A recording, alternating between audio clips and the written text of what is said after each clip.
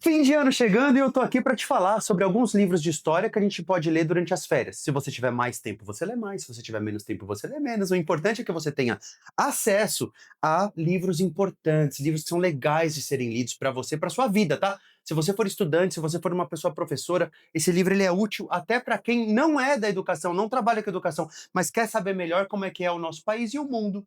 Então eu vou começar por esse guia da história do Brasil. Quem trabalha com história já viu esse livro foi escrito pelo Boris Fausto, que infelizmente se foi recentemente, e esse livro é um guia da história do Brasil. É um guia prático e por incrível que pareça, gente, vou dizer para vocês, ele é curto.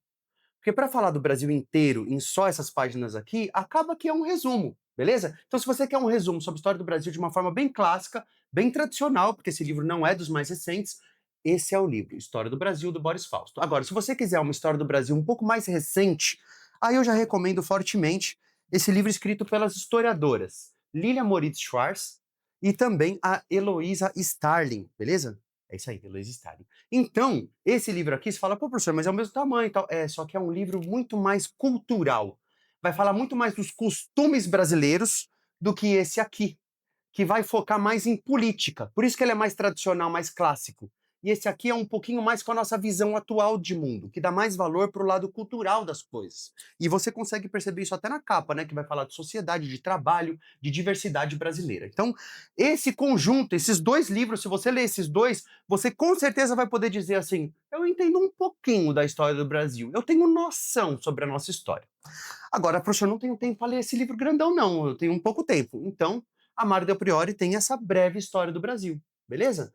E aí, claro, né, gente, você percebe que por ser um livro menor para falar de uma história muito grande, você vai simplificar, você vai perder detalhes, mas você vai ter um resumo geral. Então tá, sobre a história do Brasil, são esses três livros que eu acredito que faz a gente conseguir entender melhor o nosso país de maneira introdutória, né? É lógico que a gente pode ficar a vida inteira estudando um tema e ainda assim a gente não vai saber tudo sobre ele. E sobre o mundo? Sobre o mundo, não tem um guia desse. Não tem um livro que eu possa dizer para você assim, não. Confia nesse livro porque ele vai falar tudo da história do mundo. Não tem. Então, um guia inicial seria da série da Editora Contexto. Certo? Então, a Editora Contexto tem um montão de temas históricos. Entre esses temas históricos, a gente tem essa coleção aqui: História Antiga, que vai falar da Idade Antiga, História Medieval, que vai falar da Idade Média, História Moderna, que vai falar da Idade Moderna, e dois livrinhos para falar da Idade Contemporânea, de 1789 para cá. Então, esses livros vão mencionar a história do mundo, tá? Então, aqui eu estou falando história do mundo. É focado em Europa. Você sabe que muitas vezes a história da Europa é vendida como uma história mundial. Vamos ficar com muita atenção em relação a isso, beleza? Mas se você é uma pessoa professora, se você quer aproveitar esse momento para ler um livro que nos outros momentos você não teria esse tempo. Professor, no dia a dia da escola, não dá para eu ficar me preparando, me desenvolvendo, eu preciso cumprir as metas. Então vamos aproveitar esse momento de férias para ler esses dois livros aqui que vão te desenvolver demais como pessoa professora. Primeiramente, vamos falar da introdução ao estudo da história. Esse livro ele foi escrito pela Silvia Regina Petersen e pela Bárbara Lovato. E essa introdução à história ela é fantástica, porque vai falar de uma forma simples sobre um tema difícil, que é a historiografia, que é a história do ponto de vista acadêmico, universitário, entende? Então aqui vai ter textos que normalmente da nossa graduação a gente não conseguiu aprender e agora vai ter tempo. Tomara, torço, faço votos que você tenha tempo para ler esse livro que é muito importante. E tem esse aqui também que serve para qualquer pessoa professora de qualquer disciplina, não só de história. Ele chama História das Ideias Pedagógicas no Brasil, de Dermeval Saviani. O Dermeval Saviani ele vai comentar aqui para gente a importância dos jesuítas. Não estou falando bem ou mal dos jesuítas, mas a importância, o registro da história em relação à educação no Brasil. Os jesuítas eles construíram o que nós hoje chamamos de educação do Brasil. É lógico que isso envolve vários problemas, mas contar a história da educação brasileira desde a colônia é muito interessante para a gente conseguir se distanciar de alguns problemas peculiares que a gente tem hoje em dia e conseguir ver a situação da educação do Brasil com uma visão bastante panorâmica. Ou seja, você consegue enxergar um pouco de tudo. Vou falar bonito, vou gastar agora. Uma visão holística da coisa, sabe? Então é muito legal esse livro aqui.